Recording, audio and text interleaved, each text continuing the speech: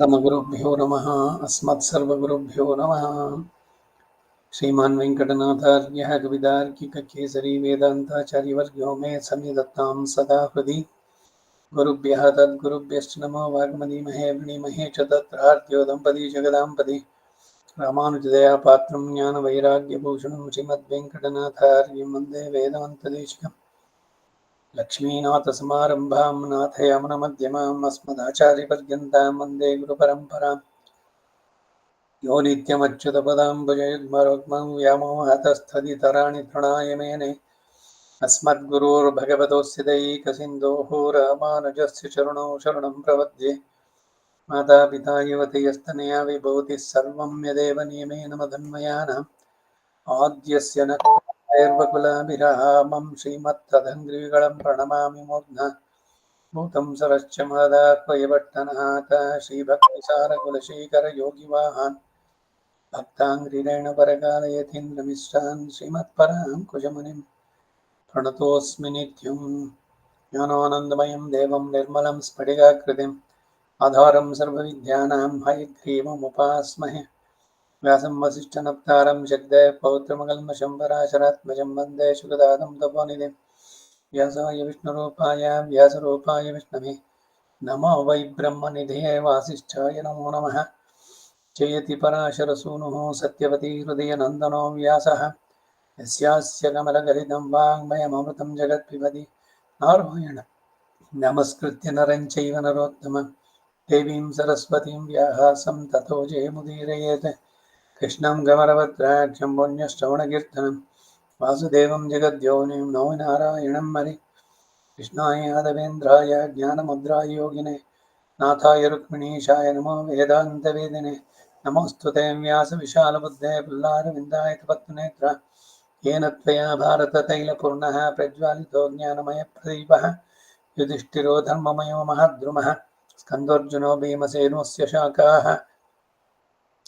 माद्रीसुतो पुष्पफले समृद्धे मूलं कृष्णं ब्रह्म च ब्राह्मणाश्च भीष्मद्रोणतटा चेद्रतजला गान्धारनीलोत्पला शल्यग्राहवती कृपेण वहिनी कर्णेन वेलाकुला अश्वत्थामविकर्णघोरमकरा दुर्योधनावर्तिनी स्वोत्तीर्णाः खलु पाण्डवैरणनदी कैवर्तके केशवे धर्मे च अर्थे च कामे च मोक्षे च भरतर्षभ यदि हस्ति तदन्यत्र यन्ने हस्ति न तत्क्वचित्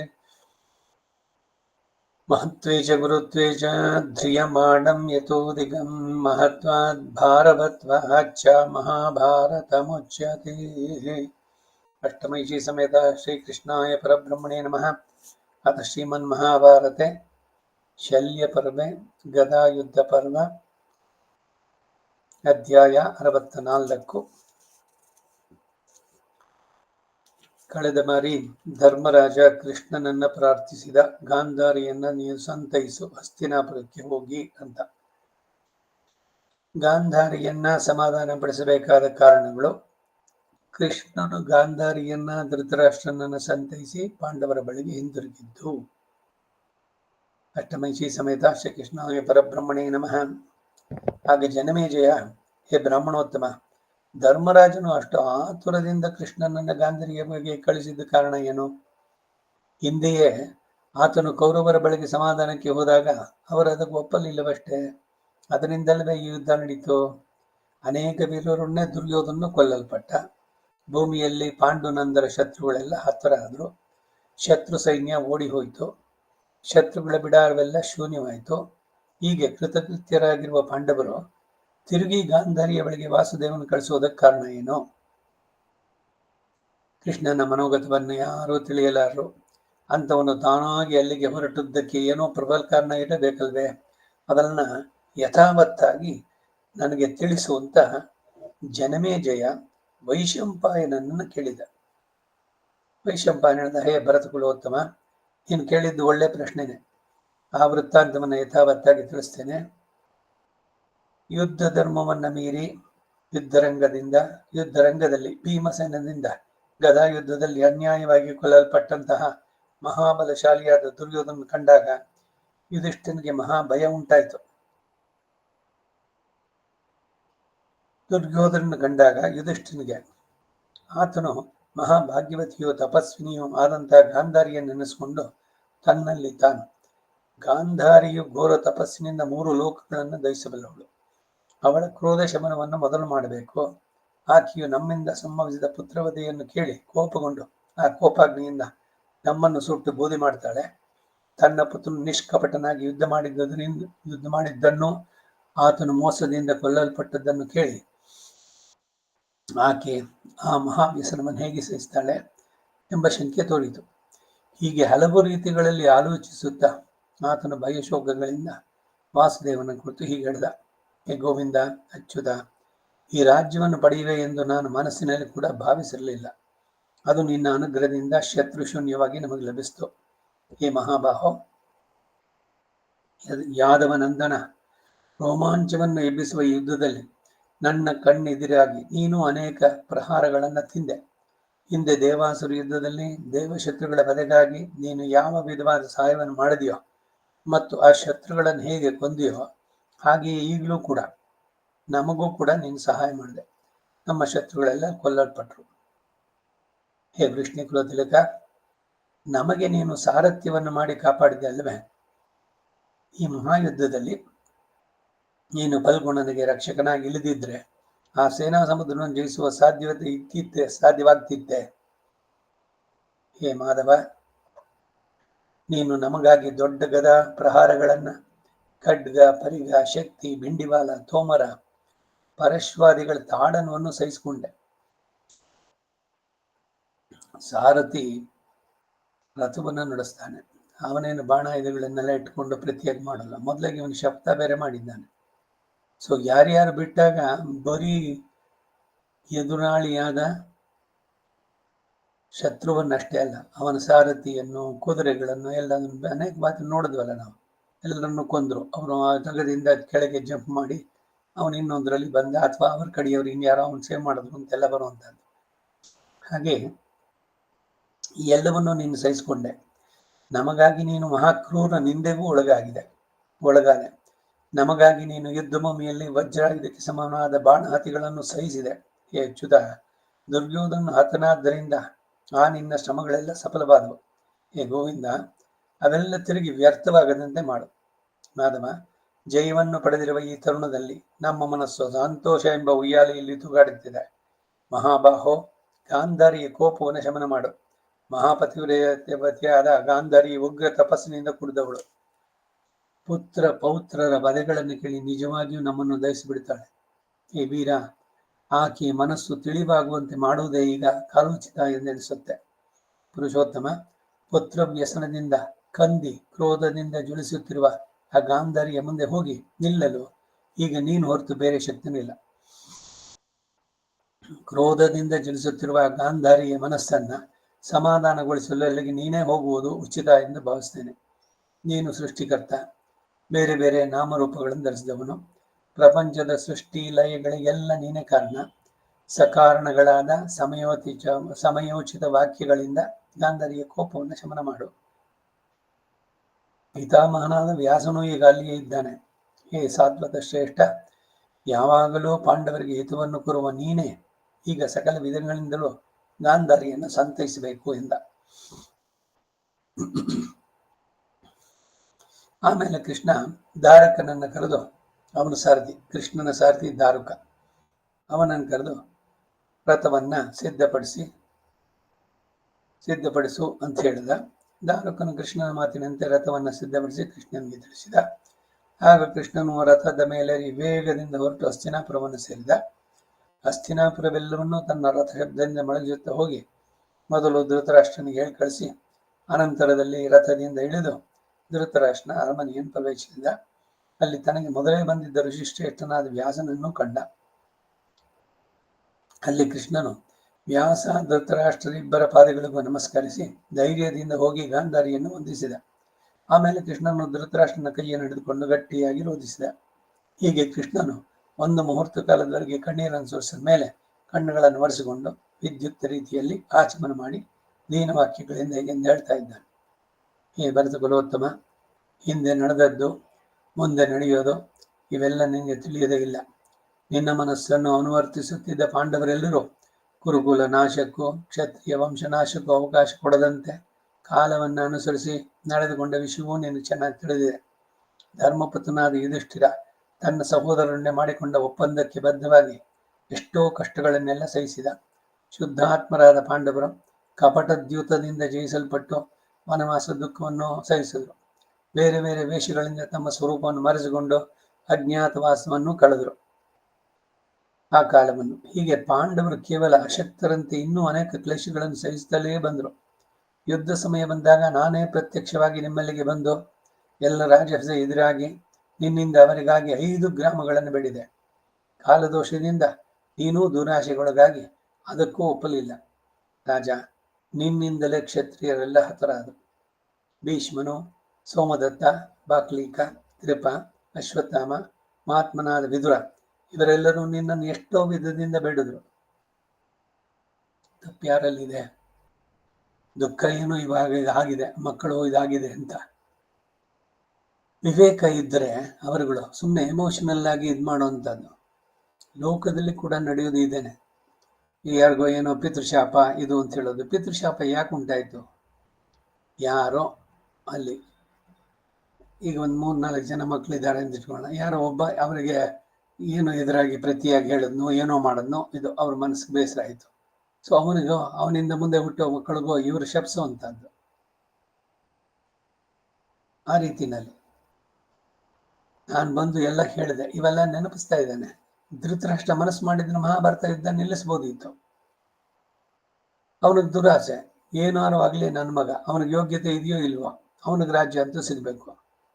ತನ್ನ ಸ್ವಂತ ತಮ್ಮನ ಮಕ್ಕಳು, ಅವನಿಗೆ ವಿದ್ಯುಕ್ತವಾಗಿ ರಾಜ್ಯ ಧರ್ಮರಾಜನಿಗೆ ಸೇರಬೇಕಾದ್ದು, ಅದನ್ನ ಮೋಸದಿಂದ ತಗೊಂಡು ಮತ್ತದನ್ನು ಉಳಿಸ್ಕೋಬೇಕು ಅಂತ ಒಂದೊಂದು ಕಡೆನಲ್ಲೂ ನೋಡ್ತಾ ಬಂದ್ರೆ ಬರೀ ಅನ್ಯಾಯದಿಂದಾನೇ ನಡೆಸಿದ್ದೆಲ್ಲ ಕೌರವರು. ಎಲ್ಲ ನಿಯಮಗಳನ್ನ ಮುರಿದಿದ್ದು ಅವರೇ ಮೊದಲು. ಇವೆಲ್ಲ ಅದರಿಂದ ನಿನ್ನಿಂದಲೇ ಕ್ಷತ್ರಿಯರೆಲ್ಲ ಹತರಾದರು. ಕೃಷ್ಣನ ಸ್ಟೇಟ್ಮೆಂಟು 100% ಕರೆಕ್ಟ್. ಇವರೆಲ್ಲ ಪ್ರಾರ್ಥನೆ ಮಾಡಿದ್ರು ಕೂಡ ನಿನ್ನನ್ನು ಎಷ್ಟೋ ವಿಧದಿಂದ ಕೇಳಿದ್ರು. ಅವರ ಪ್ರಾರ್ಥನೆಗಳನ್ನು ನೀನು ನೆರವೇರಿಸಲಿಲ್ಲ. ಎಲ್ಲರೂ ಕಾಲವಶರಾಗಿ ಬುದ್ಧಿ ಭ್ರಮೆಗೊಂಡರು. ಈ ವಿಷಯದಲ್ಲಿ ನೀನೇ ಮೊದಲು ವಿವೇಕ ಶೂನ್ಯನಾದೆ. ಇದಕ್ಕೇನೆ ಸರ್ವಾತ್ಮನ ಅಂದಹ ಧೃತರಾಷ್ಟ್ರ ಅಂತ ರಾಮಾನುಜರು ಭಾಷ್ಯದಲ್ಲಿ ಹಾಕ್ತಾರೆ, ಗೀತಾ ಭಾಷ್ಯದ ಆರಂಭದಲ್ಲಿ. ಎಲ್ಲ ರೀತಿಯಲ್ಲೂ ಅಂದ, ಬರೀ ಸುಮ್ಮನೆ ಹೊರಗಡೆ ಕಣ್ಣು ಹೋಗಿರೋದಷ್ಟೇ ಅಲ್ಲ, ಒಳಗೆ ಇರುವಂತ ಕಣ್ಣ ಜ್ಞಾನ ಇರ್ಲಿಲ್ವಾ, ಅವನಿಗೆ ವಿವೇಕ ಇರ್ಲಿಲ್ವಾ? ಅದನ್ನು ಮರೆ ಮಾಡಿಸ್ಕೊಂಡಿದ್ದು ಯಾವುದು ಅಂದ್ರೆ ಮಗನ ಮೇಲೆ ವ್ಯಾಮೋಹ. ದುರ್ಯೋಧನ ನನ್ನ ಮಗ, ಅವನು ಮಾಡಿದ್ದೆಲ್ಲ ಸರಿ. ಈ ಭ್ರಮೆನಲ್ಲಿದ್ದಾಗ ಈ ರೀತಿ ಕ್ಲೇಶಗಳನ್ನೆಲ್ಲ ಅನುಭವಿಸ್ಬೇಕಾದದ್ದೇ. ಹೇ ಪ್ರಾಜ್ಞ, ನೀನು ಪಾಂಡವರ ಮೇಲೆ ಎಷ್ಟು ಮಾತ್ರವೂ ದೋಷವನ್ನು ಹೊರಿಸಬಾರದು. ರಿಪು ಭಯಂಕರ. ಧರ್ಮದಿಂದಾಗಲಿ, ನ್ಯಾಯದಿಂದಾಗಲಿ, ಸ್ನೇಹದಿಂದಾಗಲಿ ಹೇಗೆ ಯೋಚಿಸಿದ್ರು ಕೂಡ ಮಹಾತ್ಮರಾದ ಪಾಂಡವರಲ್ಲಿ ದೋಷ ಎಂಬುದರ ಮಾತನ್ನೂ ಇಲ್ಲ. ಈ ಅನರ್ಥಗಳೆಲ್ಲಕ್ಕೂ ನಿನ್ನ ಪ್ರವರ್ತನೆಗಳೇ ಕಾರಣ ಎಂಬುದನ್ನು ತಿಳಿದು ನೀನು ಪಾಂಡವಪುತ್ರ ವಿಷಯದಲ್ಲಿ ಕೋಪವನ್ನು ಬಿಟ್ಬಿಡಬೇಕು. ಯಾವತ್ತಾರು ಇವನ ಧರ್ಮರಾಜ ಧೃತರಾಷ್ಟ್ರನ ಮಾತನ್ನು ಉಲ್ಲಂಘಿಸಿದ್ನ? ದೊಡ್ಡಪ್ಪ ಅಂತ ಅವರಿಗೆ ಮಾಡಿದ್ದೆಲ್ಲ ಅನಾಚಾರ ಆದರೂ ಕೂಡ ಎಲ್ಲವನ್ನೂ ಸಹಿಸಿಕೊಂಡು ಹಿರಿಯರವರು. ಸೊ ಆ ರೀತಿನಲ್ಲಿ ಮಾಡಿದ್ದು ಪಾಂಡವರಲ್ಲಿ. ಅಲ್ಲದೆ ಈಗ ನೀನು, ನಿನ್ನ ಮತ್ತು ಗಾಂಧಾರಿಯ ಸಂತತಿಯು ವಂಶವು ನಿಮಗೆ ಪಿಂಡಗಳು, ಪುತ್ರನ ನಡೆಸುವ ಕರ್ಮಗಳು ಪಾಂಡವರಲ್ಲಿ ನೆಲೆಗೊಂಡಿದೆ. ಕರ್ತ ಯಾರು ಅನ್ನೋದ್ರ ಬಗ್ಗೆ ಚರ್ಚೆ ಆ ಶೈವ ವಿಧಾನದಲ್ಲಿ ನಮ್ಮ ಗುರುಗಳವರು ವರದರಾಜ ಮೇಲೆ ಬರೆದಿದ್ದಾರೆ. 31 ಜನ ಇದ್ದಾರೆ. ಯಾರೋ ಒಬ್ಬ ಹೋಗಿದ್ದಾನೆ ಅಂದ್ರೆ ಅವನ ಪತ್ನಿ ಮಾಡ್ಬೋದು. ಪತ್ನಿ ಮಾಡೋದು ಅಂದ್ರೆ ಅವಳೇ ಕೂತ್ಕೊಂಡು ಹೋಮ ಎಲ್ಲ ಮಾಡಲ್ಲ. ಅವಳ ಹೆಸರಿನಲ್ಲಿ ಒಬ್ಬ ರೆಪ್ರೆಸೆಂಟೇಷನ್ ನಡೆಸೋರು ಯಾರು? ಪ್ರಧಾನವಾಗಿ ಅವಳು ಪತ್ನಿ, ಮಗಳು, ಮಗಳ ಮಗ, ಅಥವಾ ಅಣ್ಣ ತಮ್ಮಂದ್ರಿದ್ರೆ ಅವರು ಚಿಕ್ಕಪ್ಪ ದೊಡ್ಡಪ್ಪಂದ್ರು, ಜ್ಞಾತಿಗಳು, ಇಲ್ಲ ಒಬ್ಬ ಇನ್ನು ಸಹಪಾಠಿ, ಸಹಾಧ್ಯಾಯಿ, ಹೀಗೆ 31 ಜನ ಕೊಡ್ತಾರೆ. ಈಗಿನ ವಾದ್ಯಾರಿಗಳೇನ್ ಮಾಡ್ತಾರೆ? ಅವ್ರಿಗೇನು ಗಂಡು ಮಕ್ಳಿಲ್ಲ, ಸರಿ ನಾರಾಯಣ ಬಲಿ ಹಾಕಿಸ್ಬಿಡಿ. ಇವ್ರು ನಾರಾಯಣ ಬಲಿ ಹಾಕಿಸ್ಲಿ, ಆಮೇಲೆ ನಾರಾಯಣ ಅವ್ರಿಗೆ ಬಲಿ ಹಾಕ್ತಾನೆ. ಸರಿಯಾಗಿ ಮಾಡ್ತೀನಿ ಅಂತಂದ್ರು ಕೂಡ ಅವರುಗಳಿಗೂ ಇದು ಮಾಡದೆ ಇವ್ರು ನಡೆಸೋಂತ ನಾರಾಯಣ ಬಲಿಯನ್ನು ಹಾಕೋದು ಯಾವಾಗ ಅಂದ್ರೆ ಅಪಮೃತ್ಯುಗಳು ಸಂಬಂಧಿಸಿದಾಗ, ಆಕ್ಸಿಡೆಂಟಲ್ ಡೆತ್ ಮತ್ತೊಂದು ಆದಾಗ ಅದಕ್ಕೆಲ್ಲ ಶಯ್ಯ ವಿಧಾನ ಕೂತ್ಕೊಂಡು ಓದ್ ನೋಡಿ ಗೊತ್ತಾಗುತ್ತೆ. ಅಯ್ಯೋ ಅದು ಸತ್ ಮೇಲೆ ಅದ್ರದ್ದು ಅಪರಕ್ರಿಯೆ ಅದು ಯಾರಿಗದು ಬರ್ದಿರೋದು? ತಿಳಿಬೇಕಾದ್ರಲ್ಲಿ ತಪ್ಪೇನಿಲ್ಲ. ಅದನ್ನೇ ಕೂತ್ಕೊಂಡು ಪಾರಾಯಣ ಮಾಡಿ ಅಂತ ಹೇಳ್ತಾ ಇಲ್ಲ. ಏನಿದೆ ವಿಷಯ ಅಂತ ತಿಳಿಯೋದಕ್ಕೆ ಯಾವ ಪ್ರಾಯಶ್ಚಿತ್ತಗಳು. ಸಾವಿನ ಬಗ್ಗೆನೇ ಭಯ, ಅದರ ಬಗ್ಗೆ ಏನಾದ್ರು ಹೇಳಿದ್ರೆ ಅಯ್ಯೋ ಬೇಡ ಬೇಡ, ಸಾಯಲು ಕಲಿಯಿರಿ. ನಾನು ಬಹಳ ಹಿಂದೆನೂ ಹೇಳಿದ್ದೆ. ಬದುಕೋದು ಕಲಿಗೆ ಸರಿ ಆಯ್ತು. ಜಗದಾತ್ಮಾನಂದ ಬರೆದ್ರೆ 2 ಪುಸ್ತಕ. ಬದುಕೋದು ವಯಸ್ಸಾದ್ಮೇಲೆ ಸಾಯೋದನ್ನು ಕಲಿಬೇಕು, ಹೇಗ್ ಸಾಯ್ಬೇಕು ಅಂತ. ಯಾಕಂದ್ರೆ ಸಾವು ಬರದೆ ಯಾರು ಇಲ್ಲಿ ಇರ್ಲಿಕ್ಕೆ ಆಗೋಲ್ಲ. ಜಾತಸ್ಸಿ ಮರಣಂ ಧ್ರುವಂ ಧ್ರುವಂ ಜನ್ಮ ಮೃತಸ್ಯ ಚ ಏತದ್ ಅಪರಿಹಾರ್ಯ. ಹುಟ್ಟಿದವರೆಲ್ಲ ಸಾಯಲೇಬೇಕು, ಇದು ಭಗವಂತನ ವಿಧಿ. ಹಾಗೆ ಸತ್ತವರೆಲ್ಲ ಹುಟ್ಟಲೇಬೇಕು, ಅದು ಕೂಡ ಇದೆ. ಅದಕ್ಕಾಗಿ ಇದರಿಂದ ಬಿಡಿಸ್ಕೊಳ್ಳೋದಕ್ಕೆ ನೋಡ್ಬೇಕು. ನಮ್ಮಲ್ಲಿ ಜನರಲ್ಲಿ ಏನು ಅಂದ್ರೆ ಸಾವು ಯಾರು ಮಾತೇ ಬೇಡ, ಆ ಭಯ. ಅದು ಭಯ ಯಾಕಾಗ್ಬೇಕು? ಧೈರ್ಯವಾಗಿ ಎದುರಿಸೋಣ. ಯಾಕೆ ಭಯಪಡ್ಬೇಕು ಅಂದ್ರೆ ಈಗ ಗಾಂಧಾರಿನೋ ಇಲ್ಲ ಧೃತರಾಷ್ಟ್ರನೋ ಇವರುಗಳು ಭಯಪಡ್ಬೇಕಷ್ಟೆ ಸಾವಿಗೆ. ಶಕುನಿ ಮಾಡಿದ್ದೆಲ್ಲ ಅನ್ಯಾಯಗಳೇ ಆದ್ರೆ ಜೀವನದಲ್ಲಿ, ಆಗ ನ್ಯಾಚುರಲಿ ಭಯ. ಏನಾಗುತ್ತೋ, ಯಾವ ನರ್ಕಕ್ಕೆ ಹೋಗ್ತೀವೋ, ಹಿಂಗ್ ಬರ್ತಾನೋ. ಗರುಡ ಪುರಾಣ ಓದಿದ್ರೆ ಗರುಡ ಪುರಾಣದಲ್ಲಿ ಏನಿದೆ? ಪುರಾಣಗಳೆಲ್ಲ ಅದು ಒಂದು ಅಷ್ಟೇ. ನರಕದ ವರ್ಣನೆ ಬರೀ ಅದೊಂದರಲ್ಲೇ ಅಲ್ಲ, ಭಾಗವತದಲ್ಲೂ ಇದೆ, ಮಹಾಭಾರತದಲ್ಲೂ ಇದೆ. ಯಾವ್ಯಾವ ತಪ್ಪಿಗೆ ಏನೇನು ಶಿಕ್ಷೆ. ಆ ಭಯದಿಂದಲಾದ್ರೂ ಜನ ಸಮಾಜ ಒಳ್ಳೆಯ ಮಾರ್ಗದಲ್ಲಿ ಬರೋದು ಉದ್ದೇಶ ಅದನ್ನು ಬರ್ದಿರುವಂತಹದ್ದು. ಸೊ ಅದರಿಂದ ಸಾವಿಗೆ ಭಯಪಡಬಾರ್ದು. ಈಗ ಏನೋ ಪ್ರವಾಸ ಹೋಗ್ಬೇಕು ಅಂತಂದ್ರೆ ಎಲ್ಲ ಸಿದ್ಧ ಮಾಡ್ಕೊಳ್ತೀವೋ ಇಲ್ವೋ? ಸುಮ್ಮನೆ ಹಂಗೇನೆ ಇದ್ಬಿಡೋದ? ನಾಳೆ ದಿವಸ ಬೆಳಗ್ಗೆ ಹೊರಡ್ಬೇಕು ಅಂದ್ರೆ ಹಿಂದಿನ ದಿವಸ ಎಲ್ಲ ಹೇಳಿ ಕೆಲಸದವ್ರಿಗೆ ಬೇಡ ಅಂತೇಳಿ, ಹಾಲು ತರೋದು ಬೇಡ ಅಂತ ಫ್ರಿಡ್ಜನ್ನೆಲ್ಲ ಖಾಲಿ ಮಾಡಿ, ಪ್ರವಾಸಕ್ಕೆ ಏನೇನು ತೊಗೊಂಡೋಗ್ಬೇಕು ಎಲ್ಲ, ಮೊಬೈಲು, ಚಾರ್ಜರು, ಇನ್ನೇನೇನು ಔಷಧಿಗಳು, ಮಾತ್ರೆಗಳು, ಎಲ್ಲದನ್ನು ಏನು ಸಿದ್ಧ ಮಾಡ್ಕೊಳ್ದೆ ಹೋಗೋದೆ.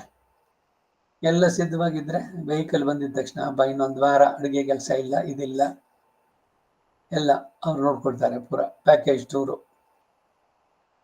ಹಾಗೆ ಭಗವಂತನಿಗೆ ನಮ್ಮ ಭಾರವನ್ನು ಒಪ್ಪಿಸಿಬಿಟ್ಟು ಕೃತಕೃತ್ಯ ಪ್ರತೀಕ್ಷಂತೆ ಮೃತ್ಯುಂ ಪ್ರಿಯ ಅತಿಥಿಂ ಅಂತ ಅದರಲ್ಲಿ ರಹಸ್ಯ ತ್ರೈಸಾರದಲ್ಲಿ ಹೇಳಿದ ಮಾತಿದು. ಮೃತ್ಯುವನ್ನ ಪ್ರಿಯವಾದ ಅತಿಥಿಯಂತೆ, ಮಿತ್ರನಂತೆ ಅದನ್ನು ಸ್ವಾಗತಿಸಬೇಕು. ಹೇಗೆ ಇದಕ್ಕೆಲ್ಲ ಸಿದ್ಧತೆ ಇತ್ತು, ಹಾಗೆ ಇದಕ್ಕೆ ಸಾವು ಸಿದ್ಧತೆ ಮಾಡ್ಕೊಂಡಿದ್ರೆ ಕರ್ಮಗಳು ಇದ್ರದನ್ನೆಲ್ಲ ಪೂರ ಕಳ್ಕೊಂಡು ಆನಂದವಾಗಿ ದಿವ್ಯವಾದ ಶರೀರ ಸಿಗ್ತಾ ಇದೆ ಅಂತ ಸಂತೋಷದಿಂದ ಹೊರಡ್ತಾ ಇರ್ಬೇಕು. ಜೀರ್ಣವಾಗಿದೆ ಶರೀರ, ಹರಿದೋಗಿರೋದು ಬಟ್ಟೆ ಉಡುಪು ಚೆನ್ನಾಗಿದ್ದಾಗ ಎಲ್ಲರೂ ಅಪ್ರಿಷಿಯೇಟ್ ಮಾಡಿದ್ರು. ಈಗ ಹರಿದೋಯ್ತು ಅಂತಂದ್ರೆ ಇನ್ನೂ ಅದ್ರ ಮೇಲೆ ವಾಂಚಲ್ಯನೇ. ಹೊಸದೊಂದು ಸಿಗುತ್ತಾ ಇದೆ ಅಂತಂದಾಗ ಆಟೋಮೆಟಿಕ್ ಆಗಿ ತೆಗೆದಾಕ್ತೀವೋ ಇಲ್ವೋ? ಆ ರೀತಿ ಶರೀರವನ್ನು ಬಿಡಬೇಕು ಅಂತ ರಾಮಾನುಜರು ಹೇಳುವಂಥದ್ದು. ಅದು ಬಿಡಬೇಕಾದ್ರೆ, ಆ ರೀತಿ ಬರೆಸ್ಬೇಕಾದ್ರೆ ನ್ಯಾಯವಾದ ಮಾರ್ಗದಲ್ಲಿ ಬಾಳಿರಬೇಕು. ಇನ್ನೊಬ್ಬರಿಗೆ ಹಿಂಸೆಯನ್ನ, ತೊಂದರೆಯನ್ನ ಉಂಟು ಮಾಡದೆ.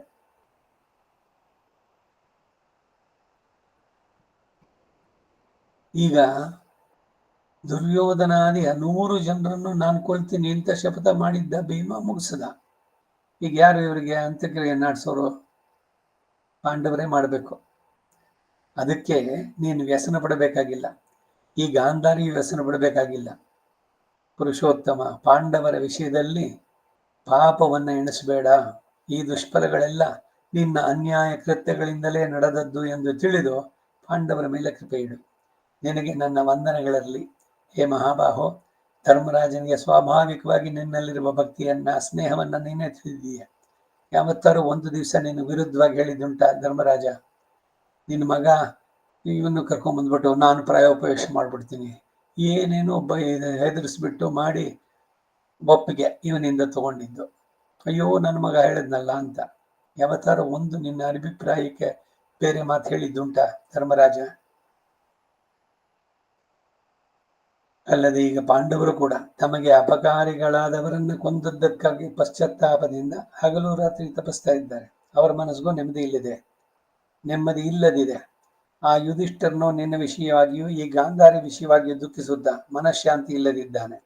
ಆತನು ಈಗ ಅತ್ಯಂತ ಲಜ್ಜಿತನಾಗಿ ಬುದ್ಧಿಭ್ರಮಗೊಂಡಿರುವ ನಿನ್ನನ್ನು ನೋಡಲು ಇಷ್ಟ ಇಲ್ಲದೆ ತನ್ನಲ್ಲಿಯೇ ಕೊರಗ್ತಾ ಇದ್ದಾನೆ ಎಂದ. ಈ ಮಹಾರಾಜ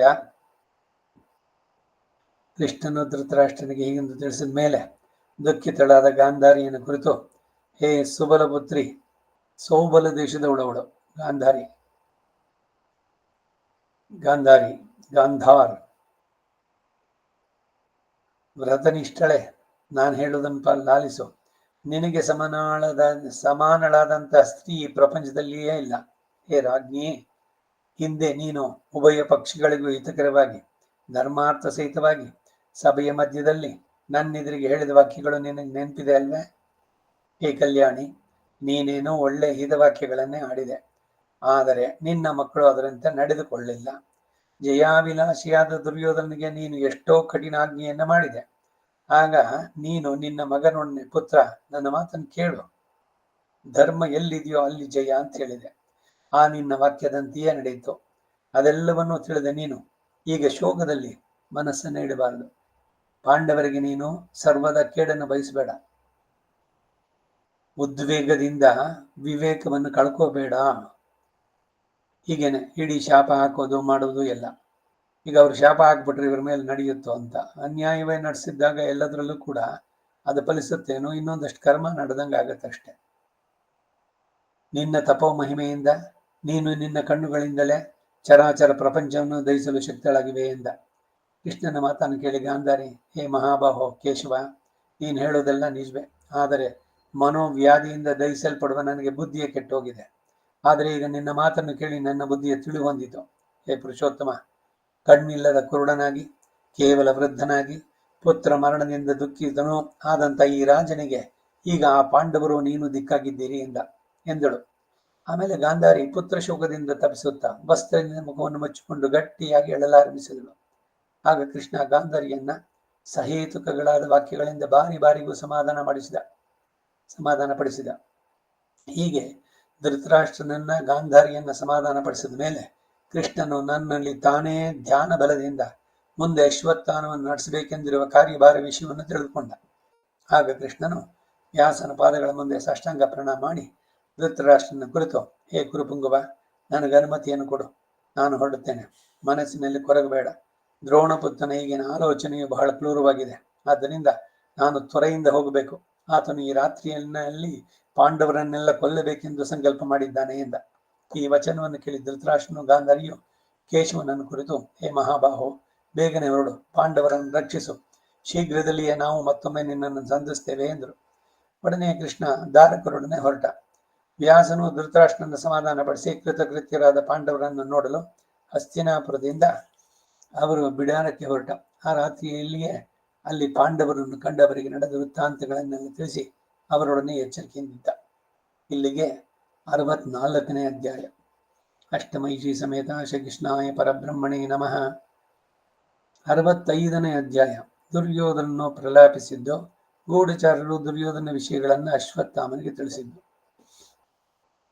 ಆಗ ಧೃತರಾಷ್ಟ್ರ, ಹೇ ಸಂಜಯ, ತಾನೇ ಶೂರ ಎಂಬ ಗರ್ವವುಳ್ಳ ದುರ್ಯೋಧನನು ತೊಡೆ ಮುರಿದು ಬಿದ್ದ ಮೇಲೆ ಆ ನನ್ನ ಪುತ್ರನ ತಲೆಯನ್ನ ಭೀಮ ತುಳಿದನಷ್ಟೇ. ಆಗ ಆತನು ಏನ್ ಹೇಳ್ದ? ಸಹಜ ಕೋಪಿಷ್ಠನು, ಪಾಂಡವರ ವಿಷಯದಲ್ಲಿ ಅಧಿಕ ಕೋಪಗೊಂಡವನು ಆದಂತಹ ದುರ್ಯೋಧನ ಅಂತಹ ಕಷ್ಟ ವ್ಯಸನಕ್ಕೊಳಗಾಗಿ ಏನ್ ಹೇಳ್ದ ಅಂತ ಕೇಳ್ದ. ಸಂಜಯನ್ ಹೇಳ್ತಾ ಇದ್ದಾನೆ, ಹೇ ನರಾಧಿಪ, ನಿನ್ನ ಮಗನು ತೊಡೆ ಮುರಿದು ನೆಲದ ಮಣ್ಣಿನಲ್ಲಿ ಬಿದ್ದಾಗ ಆತನ ಸ್ಥಿತಿಯನ್ನು ಕೇಳಬೇಕೆ? ಇವನಿಗೆ ಸರ್ವಾತ್ಮನ ಅಂದ ಅಂತ ಹೇಳಿದ್ದು ಧೃತರಾಷ್ಟ್ರ. ಹಾಗಿದ್ದಾಯ್ತು, ಅನ್ಯಾಯ ಇದೆಲ್ಲ ಅವನ್ ಸತ್ತು ಮುಗಿಯಿತು ಅಲ್ಲಿಗೆ. ಅವನು ಹೇಗೆ ಸತ್ತ, ಯಾಕೆ ಬೇಕು ಅದೆಲ್ಲ ಡೀಟೇಲ್ಸು? ಏನಾಯ್ತು? ಏನೇನೋ ಮತ್ ಕೇಳೋದು ಎಲ್ಲ ಲೋಕದಲ್ಲಿ ರೂಢಿ ಮೇಲೆ. ಇವಾಗ ಯಾರಿಗೋ ಹಾರ್ಟ್ ಅಟ್ಯಾಕ್ ಏನೋ ಆಯ್ತು, ಸರಿ, ಅದಕ್ಕೇನೋ ಅವ್ರಿಗೆ ಎಲ್ಲ ಸ್ಟಂಟು ಮತ್ತೊಂದು ಎಲ್ಲ ಹಾಕಿ ಬಂದಿದ್ದಾಯ್ತು. ಅವ್ರು ಬಂದ್ಮೇಲೆ ಎಪ್ಪಡಿ ಆಚೆ ಉಳಕ್ಕೆ ಈ ಕಟ್ಕೊಂಡು ನೀರಾಗಬೇಕು. ಇವಾಗ ಗುಣವಾಗಿ ಬಂದಿದ್ದಾರಲ್ಲ ಅವರು, ಚೆನ್ನಾಗಿರಿ, ಭಗವಂತ ನಿಮ್ಮನ್ನು ಚೆನ್ನಾಗಿಟ್ಟಿರ್ಲಿ ಅಂತ ಹೇಳೋದು ಬಿಟ್ಬಿಟ್ಟು ಅವ್ರ ಹತ್ರ ನೋಡಿ, ಇನ್ನೊಬ್ಬರಿಗೆ ನಾನು ಪರಿಚಯದವ್ರಿಗೆ ಹಾರ್ಟ್ ಅಟ್ಯಾಕ್ ಆಗಿತ್ತು, ಅವ್ರ ಆಸ್ಪತ್ರೆಗೆ ಹೋಗೋಕೆ ಮೊದಲೇ ಹೋಗ್ಬಿಟ್ರು. ಅವ್ರ ಮೊದಲೇನೆ ಮನಸ್ಸು ವೀಕ್ ಆಗಿರುತ್ತೆ. ಅವ್ರಿಗೆ ನೀವು ಇಂಥ ಕಥೆಗಳನ್ನು ಹೇಳಿದ್ರೆ ಇನ್ನೇನಾಗುತ್ತೆ? ಅದು ನೀವೇನ್ ಸಾಂತ್ವನ ನೋಡಿ ಹೇಳ್ತಾ ಇದ್ದೀರೋ, ಇಲ್ಲ ಅವ್ರ ಮನಸ್ಸಿನ ಇನ್ನೊಂದಷ್ಟು ಕ್ಷೋಭೆಗೊಳಿಸ್ತಾ ಇದ್ದೀರೋ? ಇನ್ನೇನೋ ಒಂದ್ಸಲಿ ಹೇಳಿದ್ದೆ ನಾನು, ಅನಂತ ರಂಗಾಚಾರ್ಯಗೆ ಹಾರ್ಟ್ ಅಟ್ಯಾಕ್ ಆಗಿ ಆಸ್ಪತ್ರೆಯಲ್ಲಿ ಅಡ್ಮಿಟ್ ಮಾಡಿದ್ರು. ನಾನು ಎಲ್ರಿಗೂ ಹೇಳಿದೆ, ಯಾರು ಹೋಗ್ಬಿಡಿ ಆಸ್ಪತ್ರೆಗೆ ಅಂದೆ. ಯಾಕೆ? ಹೋಗ್ಬಿಟ್ಟು ನಾವು ಇನ್ನೇನು ಮಾಡಿ ಅವರಿಗೆ ಮಾನಸಿಕವಾಗಿ ಇನ್ನೊಂದು ಧೈರ್ಯವನ್ನು ತುಂಬಿ ಹೇಳೋದಾದ್ರೆ ಸರಿ. ಅದು ಏನೋ ICU ನಲ್ಲಿ ಇರ್ತಾರೆ, ಒಬ್ಬೊಬ್ಬರೇ ಹೋಗ್ಬೇಕು, ಹೋಗ್ಬಿಟ್ಟು 2 ನಿಮಿಷ ಅಲ್ಲಿ ಅವ್ರಿಗೆ ಆಪರೇಷನ್ ಮತ್ತೊಂದು ಆಗಿರುತ್ತೆ, ಇದ್ರಲ್ಲಿ ಇರ್ತಾರೆ. ಹೇಳಿ ಧೈರ್ಯವನ್ನು ಹೇಳೋದಾದ್ರೆ ಸರಿ. ಅದ್ರ ಹೋದಾಗ ಅಲ್ಲೇನು ಅಂದ್ರೆ ಈ ತರದ್ದೆಲ್ಲ ಹೇಳೋದು. ಸಮಾಧಾನವನ್ನ, ಸಾಂತ್ವನವನ್ನ ಹೇಳಿ ಅವರ ಮನಸ್ಸಿನ ಏನು ಇದನ್ನ ಧೈರ್ಯವನ್ನ ತುಂಬಬೇಕು. ಅದು ಬಿಟ್ಟು ಇನ್ನೊಂದಷ್ಟು ಧೈರ್ಯವಾಗುವಂತ ಇದುಗಳನ್ನೆಲ್ಲ ಹೇಳೋದಲ್ಲ.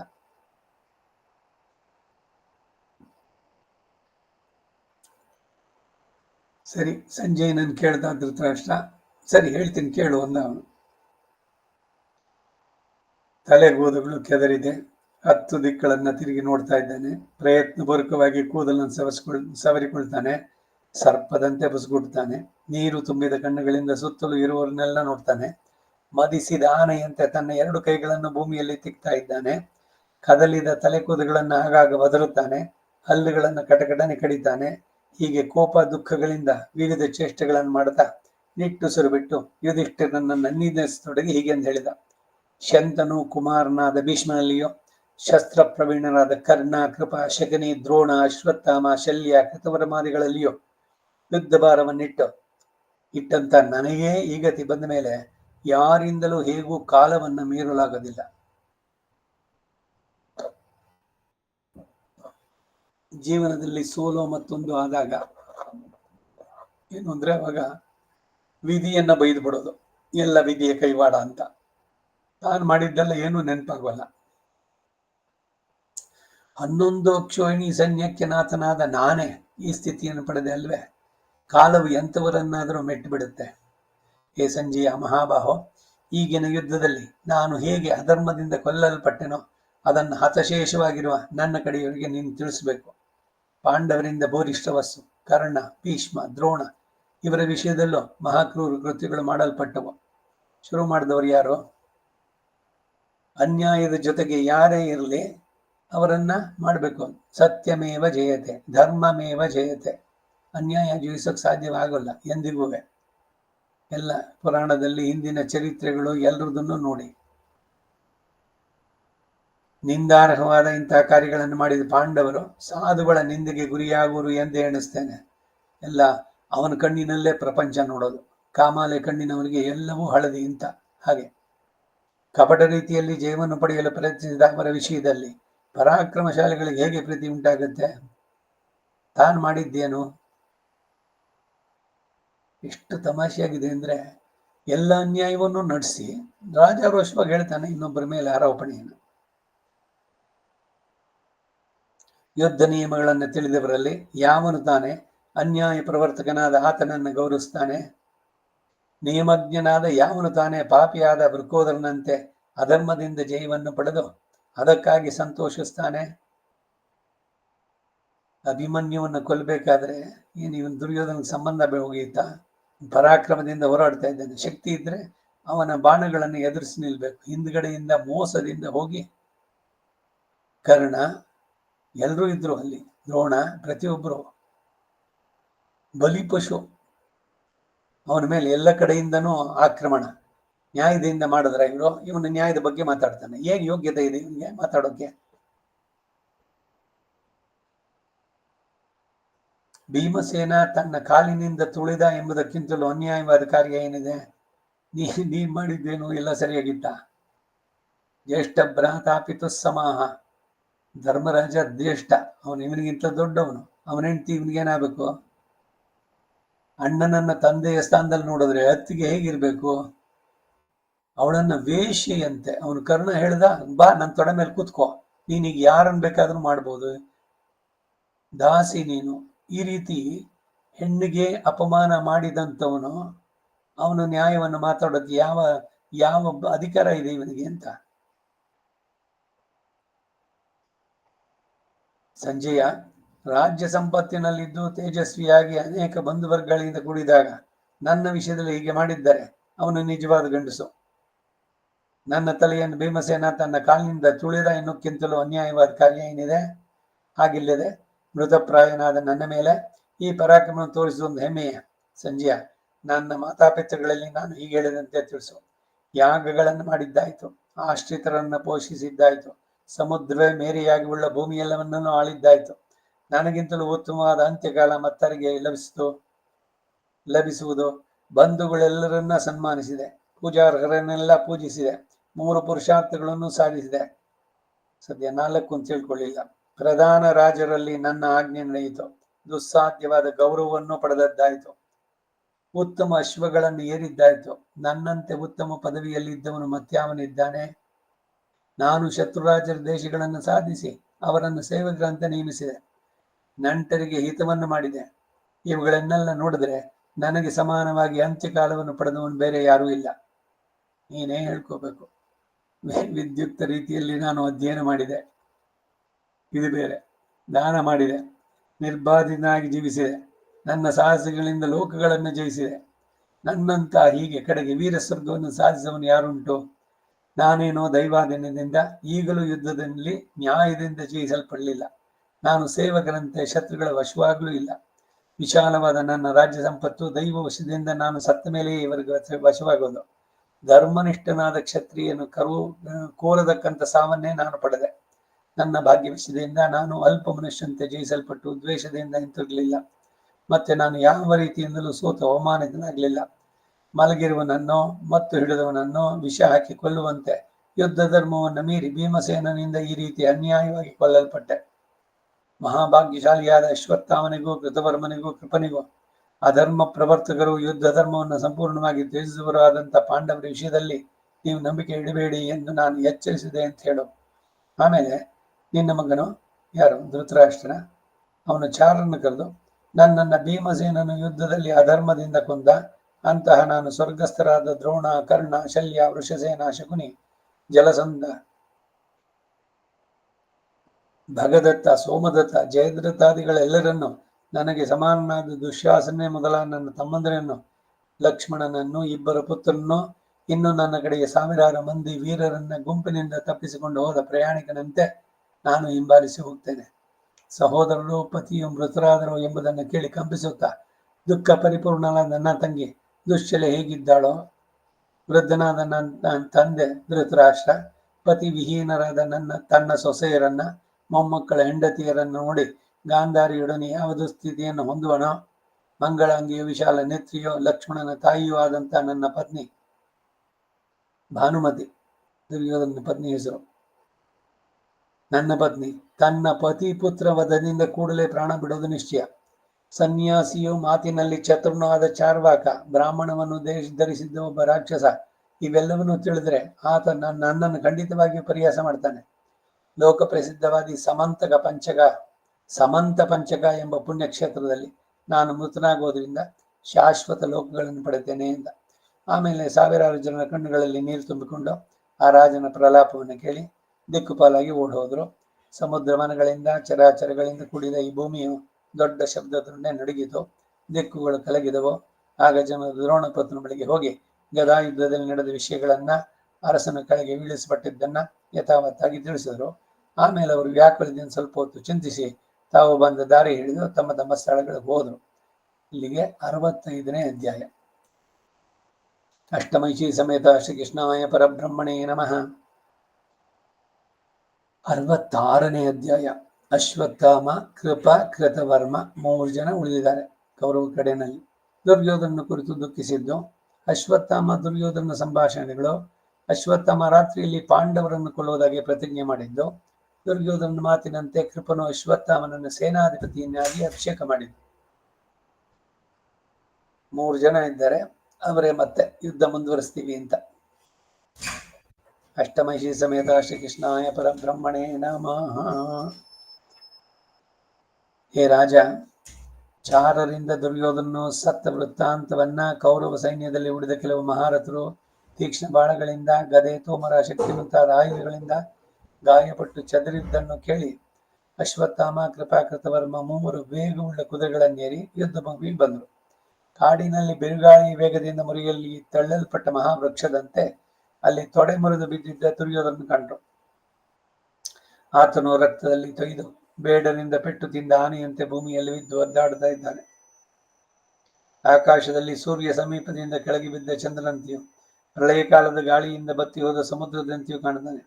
ಆಕಾಶದಲ್ಲಿ ಹೇಮಮಂಡಲದಿಂದ ಪರಿವೃತನ ಪೂರ್ಣಚಂದ್ರಂತೆ ತೋರ್ತಾ ಇದ್ದಾನೆ.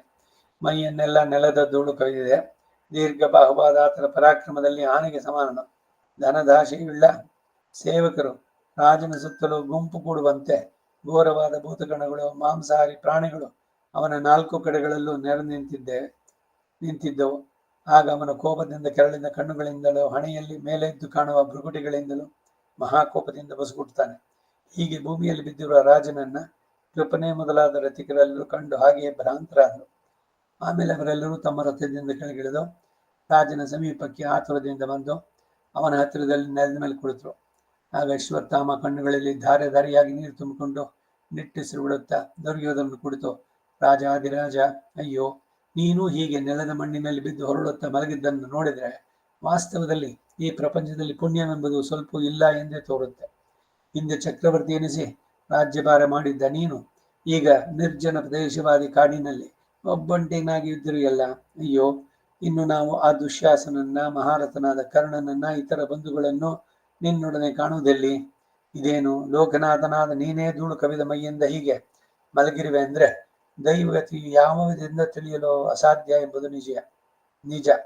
ಅಯ್ಯೋ ವಿಧಿಯೇ, ರೇಪು ಸಂಹಾರಕನಾದ ಈ ರಾಜನು ಅನೇಕ ಪಟ್ಟಾಭಿಷಿಕ್ತ ರಾಜರಿಗೆಲ್ಲ ಮುಂದಾಗಿ ಹೋಗುತ್ತಿದ್ದವನು.